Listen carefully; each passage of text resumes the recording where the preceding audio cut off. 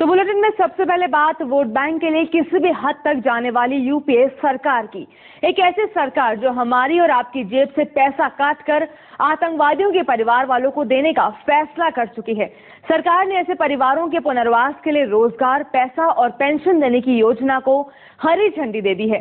सरकार का चुनावी तर्क है कि बेसहारा परिवारों की मदद करना उसकी नैतिक जिम्मेदारी है। पिछले 15 सालों में जम्मू कश्मीर में सुरक्षा बलों के सैकड़ों जवान मारे गए, लेकिन उनकी जान की केंद्र सरकार के लिए कोई कीमत नहीं है। कीमत है भी तो उन आतंकवादियों की जो सुरक्षा बलों की गोलियों का निशाना बने, जो देश में खून की होली खेलने की साजिश रच रहे थे।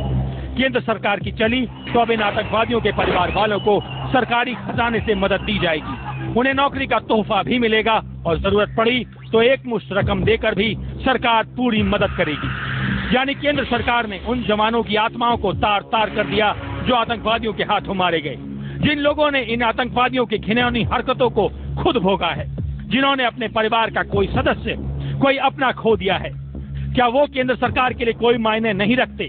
पुनर्वास के नाम पर क्या आतंकवादियों के परिवार ही मिले थे? मुमकिन है आतंकवादियों की करतूत से उनके घर वालों का कोई लेना देना ना हो, फिर भी आतंकवादियों ने तो देश पर ही वार किया है। उनके परिवार को इनाम देने की क्या जरूरत है? किसी के साथ मानवीय चेहरे के साथ पेश आना, कोई हमारे देश का नागरिक है, अगर हम उसके साथ ह्यूमन फेस अच्छा पेश करते हैं तो ये एक अच्छा जेस्चर है और इससे हम समझते हैं कि हमारे देश के अंदर शांति स्थापित करने हो। एक अनुमान के मुताबिक जम्मू कश्मीर में अब तक लगभग 70,000 आतंकवादी मारे गए हैं। यानी अब इनके परिवार की पूरी जिम्मेदारी भी केंद्र सरकार ही उठाएगी। हालांकि सरकार ने अब तक ये साफ नहीं किया है कि वो आतंकवादियों के परिवारों को कितनी और कैसे मदद करेगी।